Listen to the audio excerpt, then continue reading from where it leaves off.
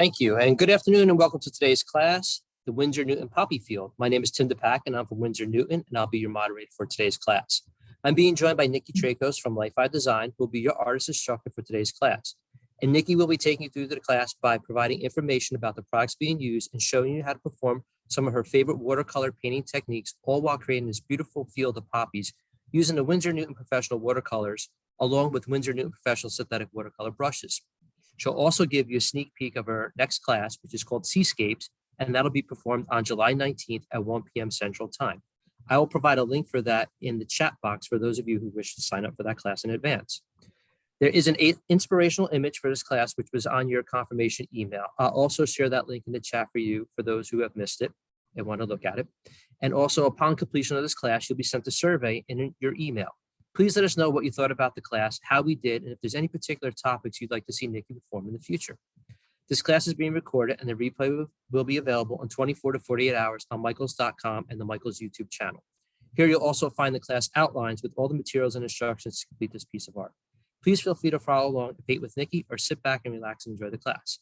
And with that, I'd like to pass it over to Nicki.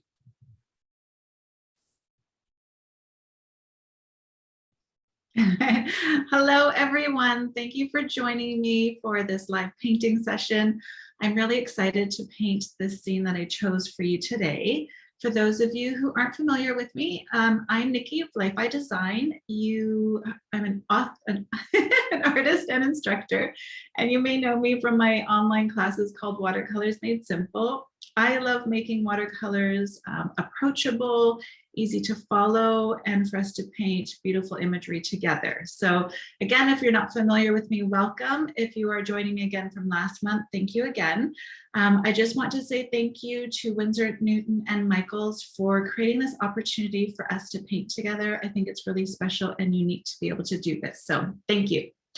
So today's inspiration actually comes from a recent trip of mine to Tuscany, Italy, where if it's not on your bucket list, I'd suggest to put Tuscany on your wish list. I was really shocked and surprised at how lush and beautiful everything was, but there were these wild poppies and poppy fields that just took my breath away. I can't tell you how many thousands of photos I have as inspiration from that trip. So we're going to paint our own poppy field. And I just want to chat 2 seconds before we get started. When we're looking at imagery or reference photos for landscapes, I want you to be a little bit more free with your interpretation of them. Our objective for these paintings is not to create a replica or to be very literal with what we see in the imagery. I want you to think about aspects of the piece that speak to you, that maybe stand out, that you want to emulate in your piece. I'm going to try to go as slow as possible, but allowing us to get through the entire painting. Remember that this live session is recorded. So if you feel like you're maybe falling behind, or you're not able to keep up, that's okay. Do your best and know that you can watch the recording again. So today should just be really enjoyable. You'll learn some new techniques. You'll get to see me use some great products, and we're gonna have fun painting this poppy field together. Okay, so we'll go ahead and switch the camera so you can see my desk, and let's get started. There we go. So I'm going to talk a little bit about supplies first before we get started with our drawing. I am working on my Winsor Newton Professional Watercolor pad. It is 100% cotton and 140 pound. When we're painting these landscapes, we use a lot of water in especially our sky and foreground portion. If you're not working on 100% cotton paper, you're going to find that your paper will buckle and will not accept the watercolor pigment as easily. So I highly recommend, if you're not using 100% cotton paper, to really invest in a paper like this professional watercolor pad from Winsor Newton, because not only will it accept the pigment a lot better, you won't get the buckling and folding, your pigment payoff, or that bright color that you'll get from your paints, will really shine through. Okay, so if you're seeing effects that I'm getting on my paper and you're not seeing them yourself, changing the paper will help that. Okay, so what I've done is I've cut my paper down in half. So the size of my pad is 9 by 12. So I just cut it in half, and I actually taped the edges to a board. so that it can be secured to the board. So I've got a little bit of give when I'm painting and it doesn't move around as much. So next up with our paper is I want to talk a little bit about color. Now, again, I'm using Winsor Newton Professional. Let me move that to the side, actually.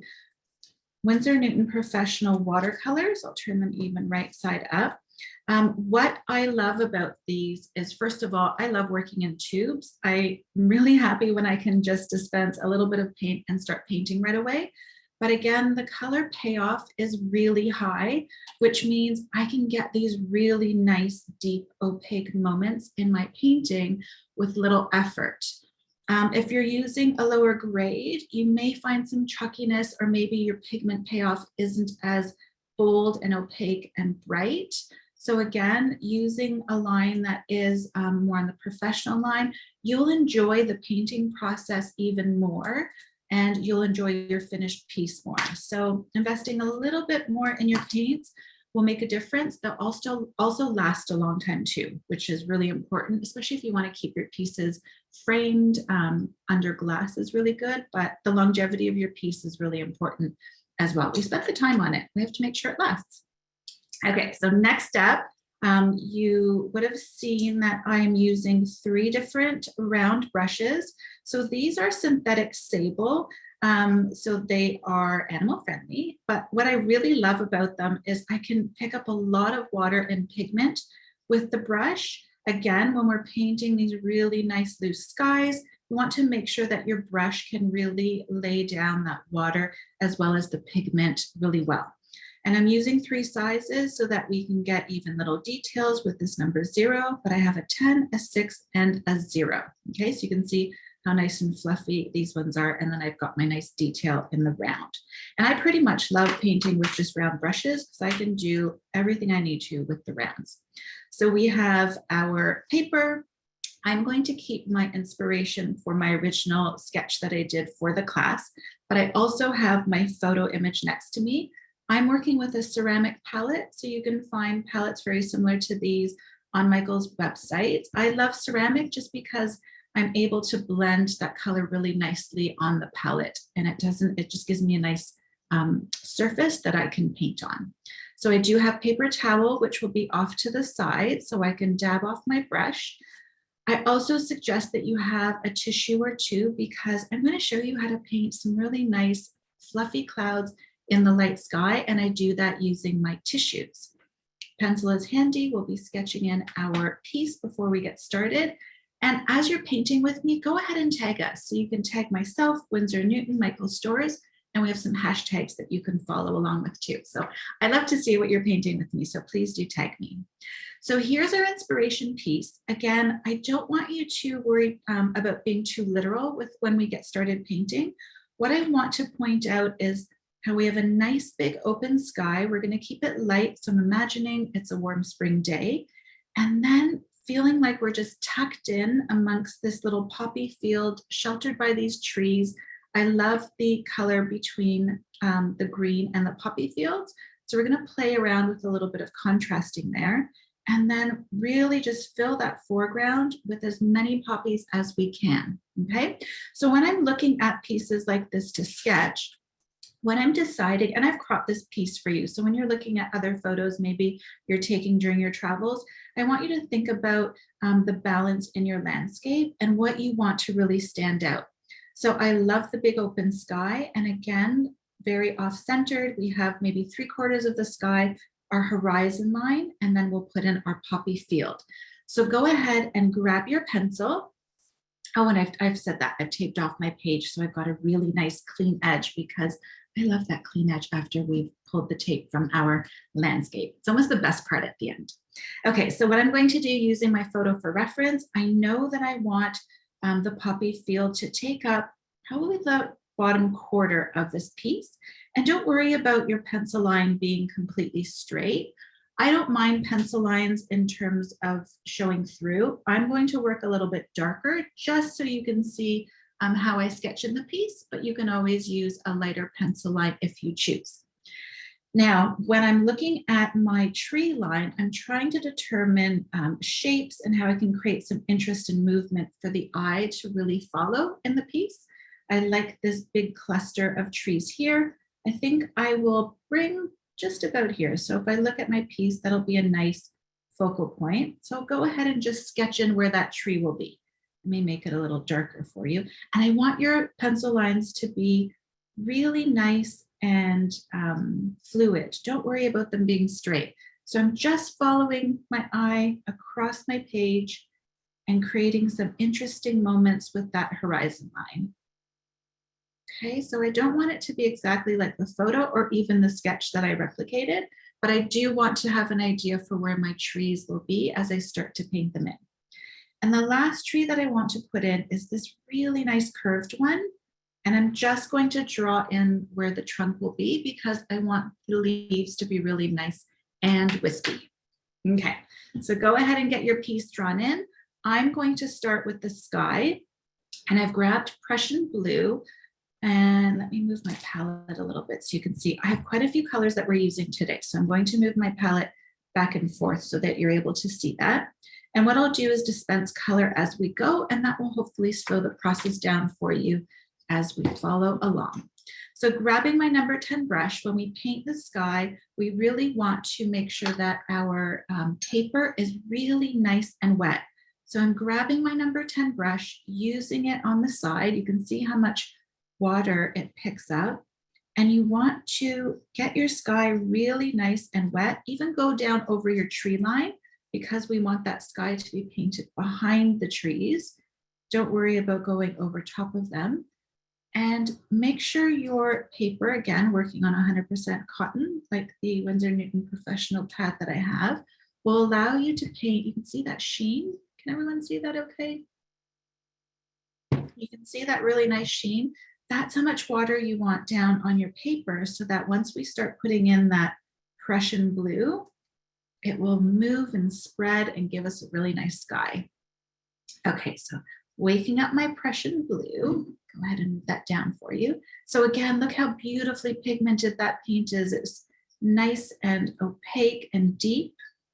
I'm just loading up my brush. Again, you can see how really nice and loaded that brush is.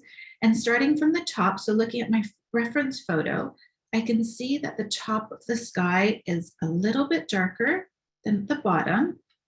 And I'm going to work from this top right corner and start to just back and forth, drop that color in. And I don't mind the variations that I'm starting to get already because that will create the effect of some wispy clouds. And you don't want it to be a big band of just blue sky.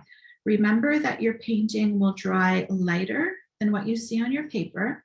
I kind of am going for a bit of a lighter sky, so I'm happy with the amount of pigment that I have.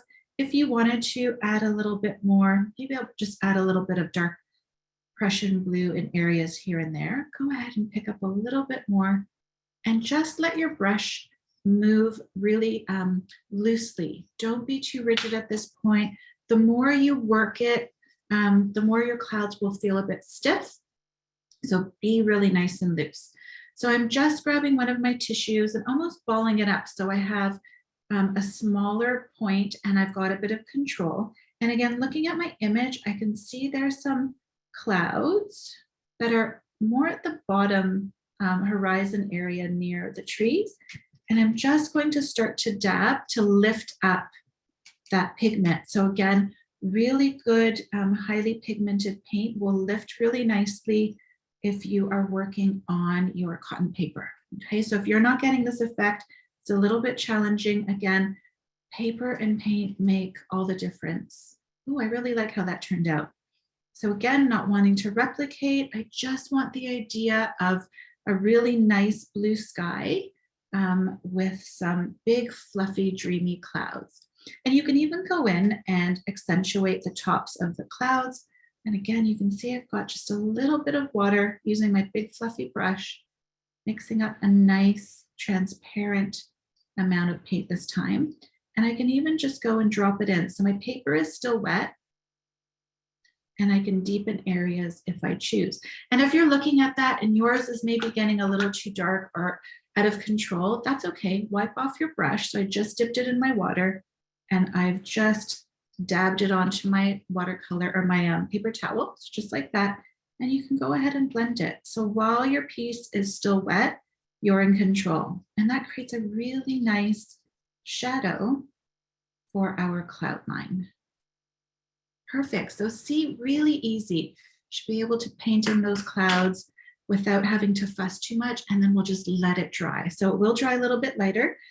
So if you're okay with that, we are good to move on.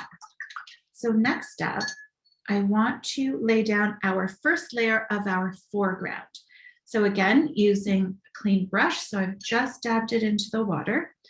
Go ahead and just moving back and forth. So I'm not using the top of my brush, just lay it on its side and start to wet that paper. So you got that beautiful sheen, and it doesn't have to be too wet. So what I want to do is keep our foreground really nice and light, and especially have moments where I see in my poppy field here where they've got that beautiful, I chose the yellow ochre light for those areas. If you had a different yellow, I love Winsor yellow. It's a great color. Actually, let's use this little pot here. So we're going to put in a little bit of that yellow ochre light. I'm also using permanent sap green, which is a color I use in, I would say, almost every landscape I paint. So if you don't have permanent sap green, highly recommend it. It's a great color to work with. And then olive green, which is also another color that I love to paint with as well. I think I'll put it in the same area as my sap green. So we'll start with these three, and then we can bring in a little bit of our poppies. So again, just making sure that it's nice and damp. I'm going to dampen it one more time, only because I have studio light. So I want to make sure that my foreground is nice and wet. But again, it doesn't have to be completely saturated. So you don't want a big wall of water. Bring it up closer so you can see how there's just a bit of a sheen. There isn't a bubble or a wall of water, meaning you won't have too much. Okay. So what we'll do is I'm going to grab my number 6, I think, at this point, make sure it's nice and wet, and go ahead and pick up some of this yellow ochre light. And again, right from the tube, it is pigmented, ready to use. I just need a little bit of water, and I just want my brush to skip over areas that I want to be a little bit lighter. I'm thinking in between the poppies, really nice and bright yellow areas. And again, I kind of let my eye go back and forth from my inspiration to my painting. And I'm just painting in because it's wet on wet. It'll give me that really nice background so we don't have any of the white showing through. And you can even, because the way that the the grasses grow, you can even go upwards in little strokes to start to paint those in. Okay, next I'm going to grab a little bit more water, go into my sap green, and while everything is wet, so you can see my puddle is really transparent. So I have a lot of water in there because I still want to keep it really wet and have it blend wet on wet as well. So I'm going to go in between the yellow that I've painted, maybe even across my horizon line there, and start to, again, paint in our first layer. And again, my number 6 brush allows me to create smaller strokes as I work back and forth and start to fill the page. And the great thing is when we work in sections like this area is drying so that we're able to paint in our trees next. And maybe, I don't know if there's any questions, Tim, but I'm happy to answer as we fill in this spot if anyone has questions about. I do have a quick question from someone who was asking, they didn't have the yellow ochre. What can they mix with, say, a regular yellow to achieve the tone of the yellow ochre? Yeah, you can even put in, I would say, a little bit of green, like just a touch to tone it down a bit. I have sepia on my palette that we'll be using. You can mix in, so I just mixed in a little bit of my sap green with the yellow ochre. But use whatever yellow you have for now. And then again, as we're painting, if the yellow ochre is one, it's actually one that's a staple in my palette. So if you don't have a yellow ochre, I highly recommend it. But yeah, adding a little bit of green will help. just to give it a little bit of warmth too. A tiny bit of red maybe will turn it a little bit more on the warm side. So you can see my foreground is coming together really nicely. I'm not going to put any water in my olive green mix here. I'm just going to use whatever dampness I have on my brush because I want it to be more opaque. So I'm really just using the tip of my brush to pick up some of that beautiful olive green really opaquely, and I'm just going to go in and create some flicks. So this is what's going to create a little bit of texture, breaking up the background that we've just laid in. So it just starts to paint in a little bit of the texture. Now I'm moving left to right, so my hand doesn't go in the wet areas of the painting. So that's another tip when you're working like this. If you're left-handed, you want to maybe paint right to left instead. So just starting to put in a little bit of texture. And again, looking at my piece, I'm going to make sure that I have some of these poppy stems coming up right from my tape line. Let me get in nice and close so you can see that. So just from the bottom, making sure, because when we pull that tape, we want to have a beautiful, opaque, but clean edge. So just working in little short strokes. Okay, now your piece shouldn't be too wet at this point. I can see there's still a little bit of a sheen. I'm going to put in some of the poppies. And again, we're painting in the background so we don't have a stagnant sort of mono textured background. So when you can layer in this way where it's wet on wet, it'll create a really nice background for you to paint over top of, okay? So I'm picking up my Winsor Red Deep that I chose for my poppies. If I look at my photocopy or my printout of my photo reference, the poppies feel a little bit more on the orange side. So you pick, again, what you have access to. Ooh, look at that color. Look at that beautiful red. So again, this is Winsor Red Deep, another red that I love to have. Look at how beautifully pigmented. You can't even see the bottom of my palette. It's so really nice and rich. And if you want to use a scrap piece of paper just to test out your color beforehand, maybe you need to add a little bit of water to your mix, go ahead. I've got one beside me here just in case. So now what I want to do is using my number 0 brush, I'm going to start painting in the background of the poppy. So these ones are going to be a little bit blurred. They're not going to be as defined as the ones that we'll paint in after. What I want you to notice is see how small the poppies are towards the tree line. Make sure that you follow that just compositionally. When we look at perspective, it'll actually draw the eye to that tree line to make it look like they're poppies for days. And then as we get closer to the foreground, so where the observer would have stood to take the photo, the poppies are a little bit larger. Okay, so let's do that. Let's start with the background, actually. So I picked up my number 0, I've loaded it with some of the red, and I'm just letting the brush just touch the paper ever so slightly, and even change the way that you're holding the brush, just letting it tap and connect. Then that way, I'm just gonna add a little bit more water.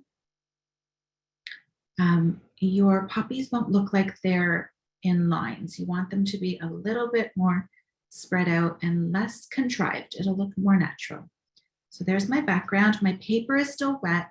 If you're finding your paper is a little bit dry and your paint's not spreading, go ahead and wet your brush. So I just dipped mine into my jar and then go ahead and randomly. So again, looking at my photo, feel like there's a nice cluster of those poppies here. And I can even get a little bit bigger. So just loading up my brush again. And I want there to be a bit of water as we get close to the front or the foreground of our piece. I really want them to spread out because these will be our filler poppies. And again, I use my finger as my guide, just like when you were learning to read. You just use your finger to guide you along and to keep you sort of on track with where you want to place even like little clusters, like I said. So how poppies would grow.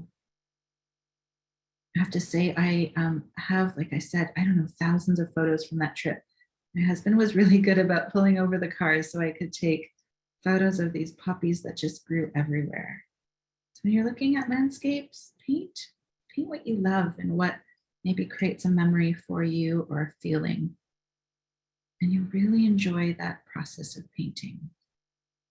And like Tim said, if you have suggestions for maybe scenery or imagery that you'd love to see me paint or for us to paint together in the future, that would be really great. I'd love to hear. So again, this is a process. So you can spend as much time or as little time with putting in these poppies, but you can see already, hopefully, how that poppy field really is starting to come to life. You get the sense of really dense field where there's flowers. It doesn't have to be literal, it doesn't have to be very detailed. You can even put in some darker ones. So I'm picking up a little bit more of that Winsor Red Deep pigmented, and I'm looking for areas that I can create, again, clusters where maybe the poppies are a little bit larger. Remember, smaller as we get back. And just filling up that space. Okay, I think I'm happy with that. So I'm looking at just maybe balancing by putting a few here. So over the tape line, because you want to make it look like there's still poppies in front of you and maybe behind you if you're standing looking at the photo. Okay, I like that. So again, determining when to stop really is just your personal taste. You stop during adding detail like this when you feel like there's enough, and then you can always go back and add more. Okay, great. So I'm going to hold this up so you can see up close. Again, just very simply laying down that color. So our sky is done. As it's drying, I'm really pleased. I feel like it looks really nice, light and fluffy. And then now it's time to actually start to paint in our tree line. So again, looking at our photo reference, I want you to focus on just the different values of greens that we see in our tree line, keeping the tops of the bushes and the trees really nice and light. I'm going to go a little bit quicker with this process because I want that first layer to be almost transparent so we can work wet on wet again. So I'm going to pick up a little bit of my sap green, and you can see how much water is in my puddle. So again, you're in control when you're using paint like this. That's just so lovely to work with, really pigmented. The more water you add, the more transparent it becomes, or you can use it straight from that initial dab. So I'm going to go ahead and use my green. I have a lot of water on my brush. Sorry, not my green, my number 6. You know what, actually, I'm going to start with the larger one. Let's do the number 10. I changed my mind. So go ahead and load it up. Again, I just want really nice and transparent for my first row. So the tops of the trees are a little bit more jagged. So I don't want you to worry too much about them being like really rounded. I'm using the tip of my brush to create that first really nice jaggedy layer. And then I can just go ahead and fill in that space. So again, we're working back to front. So this is our first layer of trees just to fill in our space. And we're even putting down our first layer of water because we want to work wet on wet for this. So I can see here, if I look at my image, there's a taller tree. And again, using the tip of my brush to create those really nice tops of the tree where there's branches and leaves growing, and just filling that in really nicely. So again, just moving across, creating that really nice first layer here. And you can see really our pieces come to life so quickly. Go ahead and load up again. And this is a nice full bush that I want to really give the feeling that it's tall and nice and full, and just drawing it across. Okay, so don't be too precious with this step. Really let that dense sort of green be filled in really nicely. Okay, awesome. So now I'll go to my number 6. Again, I'm going to pick up, it's almost directly from that little ball or that little pea size amount that I put down. So you can see how it's more opaque. And what I'm looking for are moments in the trees or the bushes where there's a little bit more of depth. There's shadowing because it's tucked in. The light's not able to get through as much. And again, the tip of my brush pointing upwards, so I can create some really nice jaggedy motions to start building in that depth in my trees. And you can even add a little bit of a darker layer to the area where the bottom of the bushes meet the horizon of the poppies. So you can see how that creates a nice shadowed effect. So we're just working in the value of those poppies as well. So again, just letting my eye sort of follow where there are moments between the trees or the bushes that I can create some darker value to. And the more free you can be with just letting your paint bleed where it wants to bleed and flow, the more you really get to enjoy the process of painting with watercolors. It truly is the only medium that you can achieve this sort of freedom and movement with, which is cool. Okay, so just filling in this guy. So this one's a really nice bold bush. I want this to catch your eye so that it brings you into the piece. So I'm going to make sure that I define it by bringing in those nice shadows and definitions. Nicki, after you do this, can we let everybody catch up for a second? Just let them, everybody in the audience, make sure they're all good. Absolutely. I'll take a break and hold it up too. So you're on your second layer. And again, just letting your brush dance across the page, creating a little bit of shadows to create that dense tree line.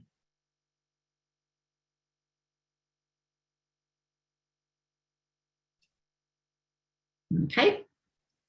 Are we good to go on a little bit? I think everyone, we should be good, right? Yeah.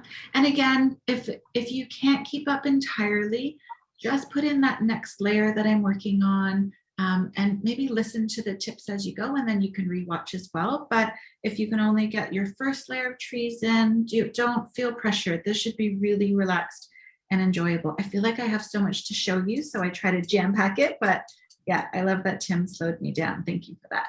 Okay. Just so everybody knows, in 24 hours, the video will be available for replay on michaels.com and the Michaels YouTube channel. So as you're following along now, if it's going a little bit too fast, when the replay is there, you can come back and forth with it and pause it in between as you're working on it. That's the nice thing about the Zoom classes being recorded. Yes, awesome. Okay, so next I picked up some of that olive green. So I had it very, again, little small ball that I dispensed from the tube, adding a little bit of water to it so you can still see the bottom of the pellet, but I have a nice opaque amount on my brush using my number 6. So here is where we want to bring in even more of the shadowing. So working almost underneath that sap green that you laid in, look at that beautiful shadowing that you can get quite easily. So we want moments of light. So that light sap green, I'm actually gonna hold it up for you. So that light transparent sap green, everything will bleed together. I'm going to just hit the tops of that poppy field, just letting in a little bit more of the shadowing. And again, this is random. I'm not even looking at my reference piece right now because I want you to be able to see nice up close how my piece is still wet. So I have the nice wet on wet technique happening. And I'm just dropping in a darker value and olive green. If you don't have olive green, hopefully you have Payne's gray handy. You can add a bit of Payne's gray to your sap green. If you haven't tried painting with olive green, again, feel like it's one of my staples. It's a go-to color in my palette for sure. Olive green and sap green tend to be ones that I have handy, especially because I paint so much greenery.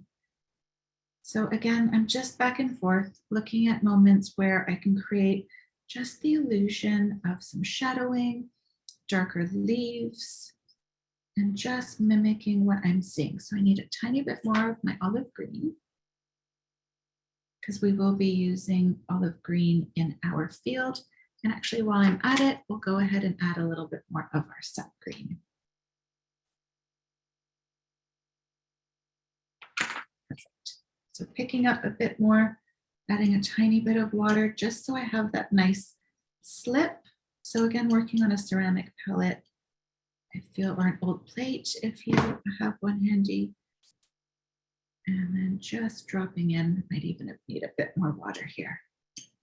So just going to add a little bit more water to my palette as we start to build. So what we're doing now is we're building volume to our tree line. So we want to create nice fullness.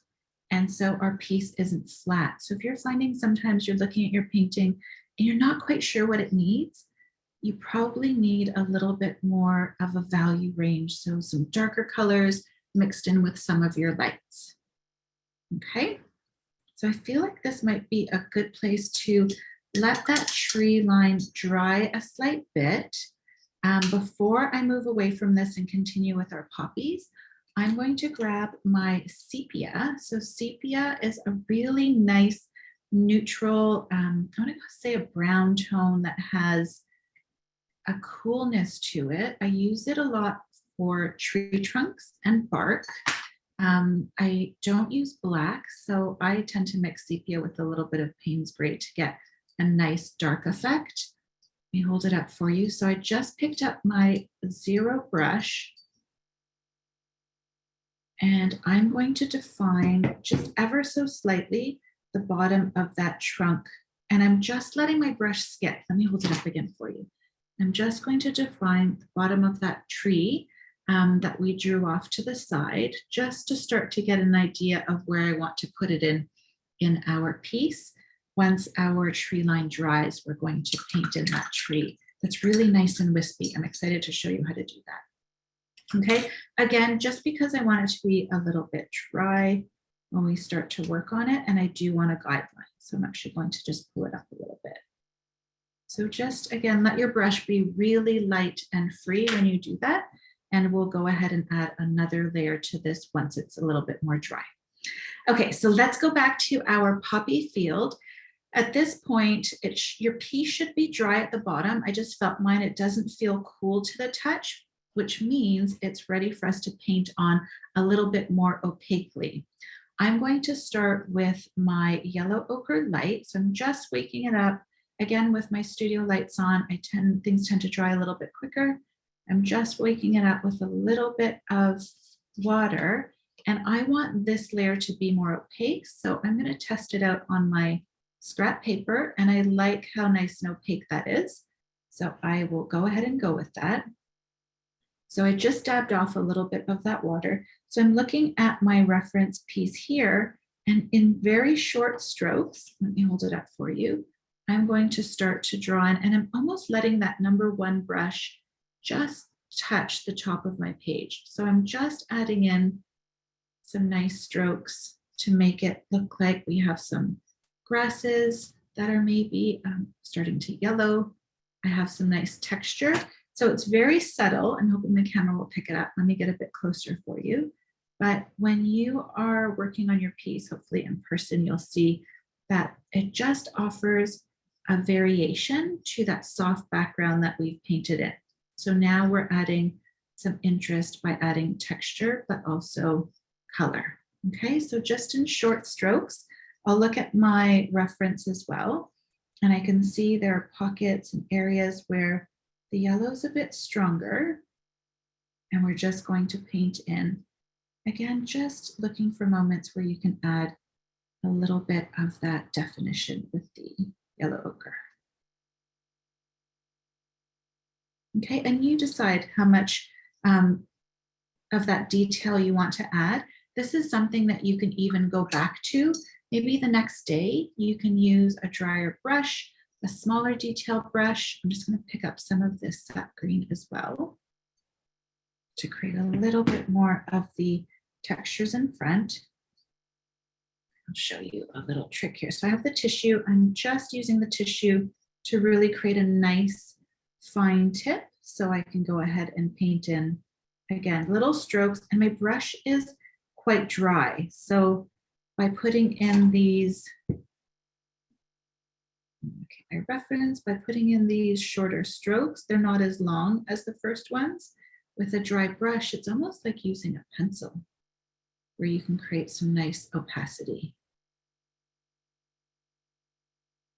Okay. And this might be a good spot, maybe, Tim, if there's questions. Just going to continue to use my number 0. I don't have anything in the chat right now. Maybe we could just Okay. wait a couple seconds to let people catch up as they're adding their own lines in there. Sounds good. So again, just randomly look at your reference. I'm looking for moments where I can put in these really nice short strokes. And you can even tap if you wanted to using your number 1. You don't even have to create lines. You can even tap, so little dots. And again, remember, going off into the distance, your spot should be a little bit smaller. Looking at your tree line, our tree line isn't completely straight. There's some variation because, of course, the grasses and the poppies are meeting that tree line. So I'm just going to go and break up that tree line a little bit with my sap green. One thing I'm just seeing as Nikki's doing this, a lot of people might think that she's going a little bit fast, but if you notice the way that she's moving the brush on the surface, you kind of have to do that in order to get that effect where you don't want to be putting too much paint down in one spot. So she's just making them very subtle. At least that's from what I can see on my end here, how you're doing that. No, that's a great point, Tim. And it should be a bit random. So don't overthink it. Just let your hand move across the page and try to work in little clusters. If you can work sort of in maybe little clusters of 3 or 5, just to fill in that. I really like how open that spot is. I might even keep it. Remember, this is not a literal interpretation of what we're seeing. It really is just go with the flow and let some spaces like this breathe and be really nice and open. Someone in the audience just made a perfect comment. They're like, I like going fast. I don't overthink it. And that's kind of the thought. Because if you stop and think, you pause, you might get too much ink coming off that brush, and then it's not going to be the way it should be. So yeah, I love that actually. Just let it flow. It's almost use your intuition with some of the techniques and just let your piece come to life. The more you force it, the more it'll feel forced. I love that. Who said that? Another person also said because you're using it's a wet on wet too in some of these spots. So you have to make sure the paper's wet too. You don't want it to dry up on you. Yeah, exactly. Exactly. Okay, so I feel like it's a good time. Let's go ahead and add in some of our more pronounced poppies and introduce to you Payne's Gray. And if you've taken any of my watercolors made simple class, you know Payne's Gray is like my favorite color to paint with. So we're going to use it very sparingly and very in small areas, but Payne's Gray is a beautiful inky gray. Again, I love it in the Winsor Newton Professional paints because just look at how nice and rich. It almost looks black on the screen, but watered down, it creates this gorgeous inky blue sort of tone. So if you use black for the centers of your poppies, the black can make your piece feel a little bit flat. I like using Payne's Gray instead. So I have my Payne's Gray handy and I have my Winsor Red Deep, gorgeous, gorgeous red. I have a lot of water on my 0 size brush. So you want to make sure that there is movement because these poppies, again, aren't literal. I'm looking for moments in the piece where I can create some larger poppies in the front of my piece. Oh, let me go ahead since we're working a little bit closely. And I want some poppies to be larger here in the foreground. So not only are they more opaque, but they are larger in size as well. And we're going to go ahead and add centers to them. Okay, so making sure that, again, just let your brush touch. So maybe if you're working on your piece, look up just for 1 second. And I'm just holding my brush on the side. I'm just going to let it touch the paper and be random about it. So like that person said, don't overthink it. Just let it be intuitive. And then you can see how that creates the effect that we have some nice larger poppies in the foreground because they're closer to us, they'll be larger. And then as we get further out, just dabbing. So the amount of water that I have on in my puddle, in my mixing palette, I would say is 50% water, 50% paint. And as you can see, this really nice opaque little dots start to give you the idea. I'm going to keep that open. I really like that open space there. It doesn't maybe make sense to it being a poppy field, but I feel like it's a nice area for the eye to rest. And again, I'm taking artistic liberties. So even there's a large one there that I'm imagining maybe is hanging over the front. Take artistic liberties and interpret the landscape as you choose. That's why painting landscapes can be a nice break if you tend to paint more realistic. Ooh, look how that's coming together. So good, right? With landscapes, you can make your own choices and decisions based on what you feel is right. Okay, so I'm taking a little bit more of this yellow ochre, and this will be the last step for our foreground, and then we're going to wrap up the trees here. We are so close. It's good, and I'll take a little break there. So again, I'm going to hold it up, and I'm looking at my reference piece. I'll take a little bit more of this yellow ochre, and it's almost straight from the tube.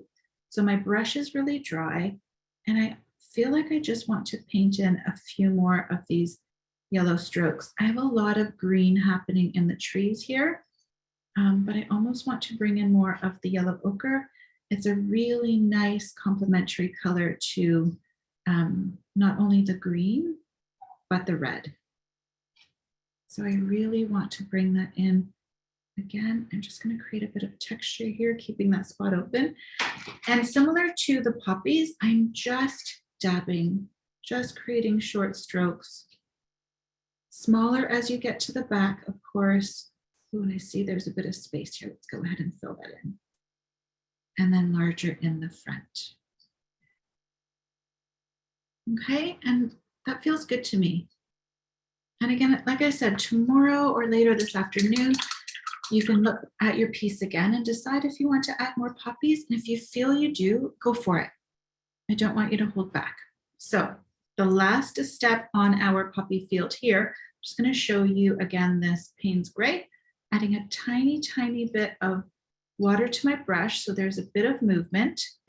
I'm going to test first. So making sure my brush has a really nice pointed tip, and I'm just absorbing some of the water off my brush as well. I'll hold this up because I feel like you'll be able to see better. I'm going to take some of that Payne's Gray, and just in the center of some of these larger poppies, I'm going to add that. It's very subtle, so hopefully you'll be able to see on your piece. I'm just going to add some dark centers for our poppies, only in the front, because these ones again are the larger ones. And I want you to feel like you're looking directly in the center of these poppies, and they're facing different directions. So hopefully you can see that. So just in the center of some of those poppies, really nice and expressive. I just thought of one more thing we could do. Take a little bit of that sap green. Some of the poppies in the front here, just hit them a slight bit with some of that sap green, and that will help balance with what's happening in the foreground. Pick up a tiny bit more water. So it's almost a dry brush effect, mixing up a little bit more of that pigment. Again, I'm going to hold it up so you can see, but just these front poppies here, I can add a little bit more of this green, again, for some really nice contrast. And create maybe a little bit more of that darker green here. And spots. Awesome. How are we for time?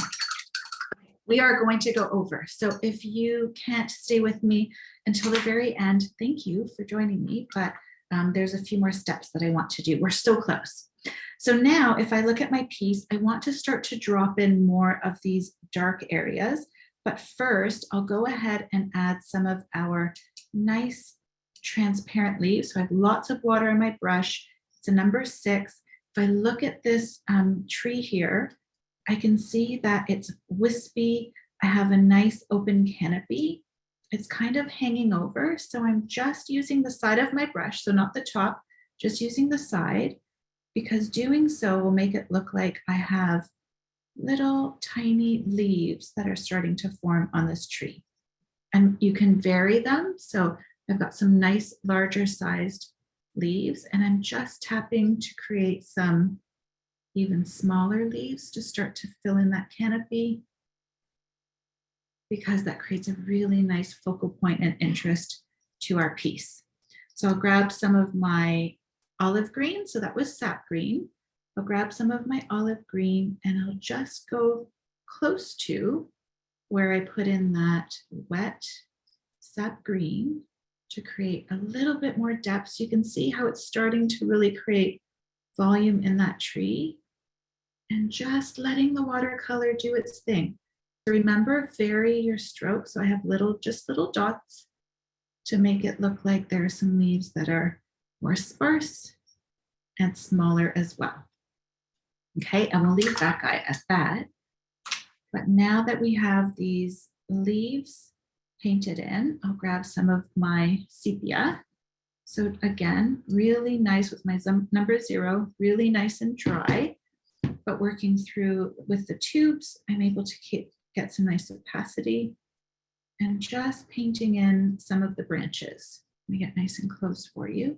So just looking at my reference photo, I want to create some wispy branches, just using the tip. Don't have a coffee before you do this. So it's nice and steady. And just start to draw in that tree a little bit. And as it dries, you'll see the nice variation between the leaves. I'm actually going to pick up a little bit of that paint, just again just using a dry brush, and I'm wiping my brush off. Let me show you. So just a dry brush, and I'm just wiping off some of the excess pigment and water, because I want these leaves to be a little bit more transparent. Let me hold it up for you to see. And again, this is something that I may look at later on when everything's dry and add a few lighter. You can even use a little bit of the yellow ochre. Let's go ahead and mix yellow ochre and a tiny bit. Get that nice and wet. Let's go ahead and mix a little bit of the yellow ochre with the sap green. And that'll give us a nice variation for that tree.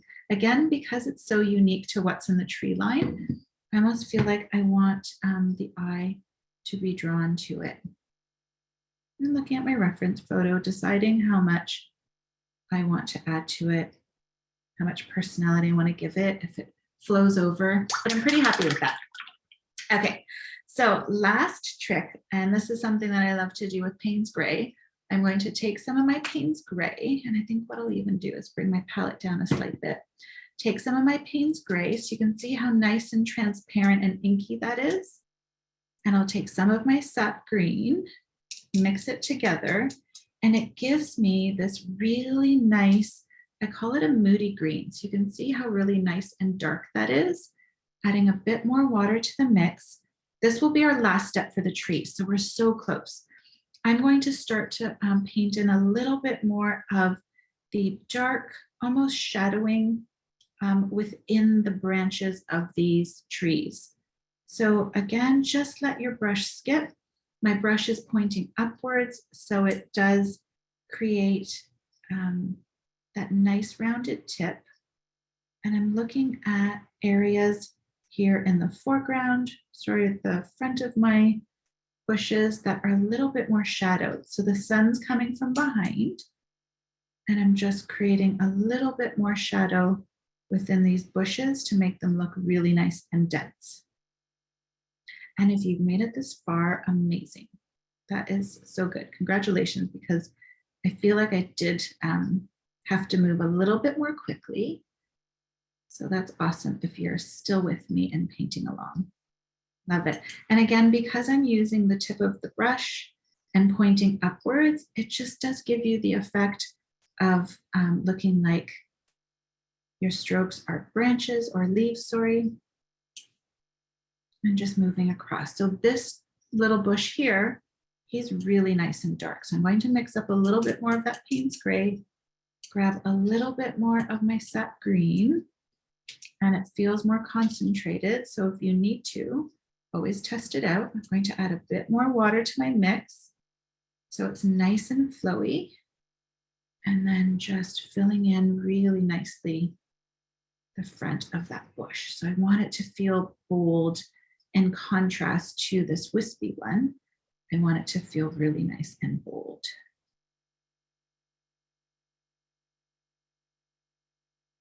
And we're almost ready for the tape pull. That's like the best part. So I'm just going over, and again, I feel like with this piece, I could even go over it and add a few more poppies.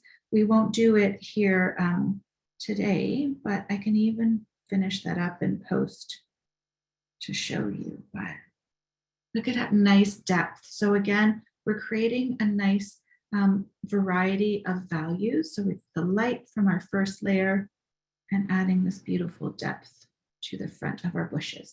I may even take a little bit of that mix and just ever so slightly, just in the center of this tree here to create a bit more interest.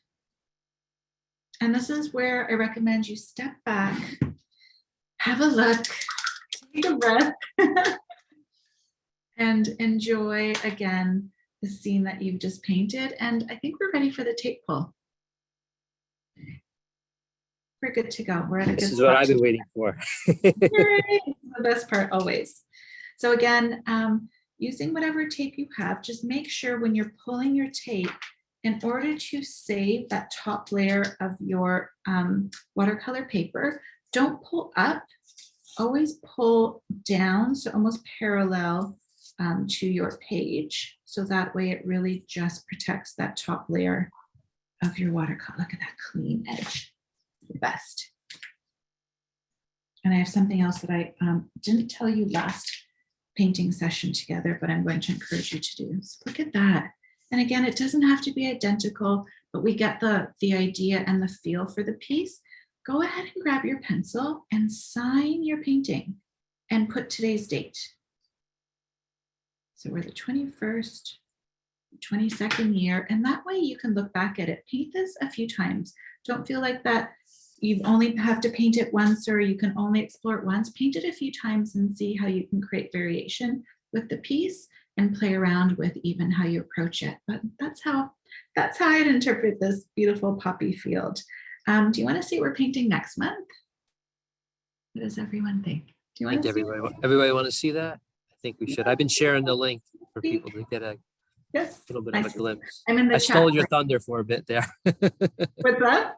I stole your thunder for a bit there. I wanted to get the link in time, so I sent it to some people already. But yes, everybody's saying yes, yes, yes. Yay, awesome. And don't hop off because we want to take a photo of everyone's painting together. And I would love to be able to share that. So please stay with me 2 more seconds. We're almost done. Okay, so next month, I thought it'd be really fun to paint a beautiful seascape that is, again, really simple to do with the techniques that I'm going to share with you. And then if you feel bold, we're going to add a few of these seagulls that I think are really great. Okay, awesome. Yay. And again, if you're painting with me, please tag me. I'd love to see your interpretation and to see how you did. It even helps with future live sessions. So that would be awesome. I want to add one thing in your next class, Nikki, for people while we have everybody's attention on here. If you're going to join us for that class, not only is Nikki using the professional watercolor paint, but she's also using Winsor Newton drawing ink in the white color. That's how she's making the foam on the waves in there. So very important that you have that paint in order to replicate the foam that's in there. One other thing, I think, Nikki, you can also use a gouache. Yes. I think we said that as well, but on an affordable range, the ink is at a better value price. I think it's a $5.99 for that jar. That's in front of you right there. Awesome to work with. Yeah. Just make sure everybody knows. So if you come to that class, that if you want that effect, you should make sure that you're prepared and have that ink ready. Someone's asking about the white. So it's Winsor Newton ink. The color is 974 white. It's really great to use just directly from the jar. That's how I used it to create that beautiful foam and even brightening of the clouds. Will actually enhance the clouds a little bit. But it's great ink. Is it water soluble? Do you know, Tim? I'm not 100% sure, Yeah, but you I can do. mix it with water if you need. I did. Yeah. So anybody that goes, if you go to the booking class, all the links are on there for all the materials that are for the class. The link is there for that as well. So if you just go on to that, it'll take you to that. If anybody chooses to use it for another piece of work as well. Mm-hmm. Yeah, you'll use it for anything that you want to enhance the whites of in your watercolor paintings. I don't use white watercolor. I use materials like this, so white ink or white gouache, just to create that really Very nice, opaque, right? That's what you're using, because you want it to be opaque for what you're using. Okay. nice and opaque. Yeah. All right, Yes, now it's that's unveiling. Let's see what Watercolor. everybody has. I'm gonna take a screenshot. I'm gonna go through the gallery too and check these out. Oh my gosh, amazing. Amazing. Take a screenshot of everyone. Oh, thank you so much. This is always fun. Oh, look at them all. Oh, so happy. Beautiful. Encourage everyone that's doing this, take these pictures of after your work, post them and tag Michael's, tag Nicki.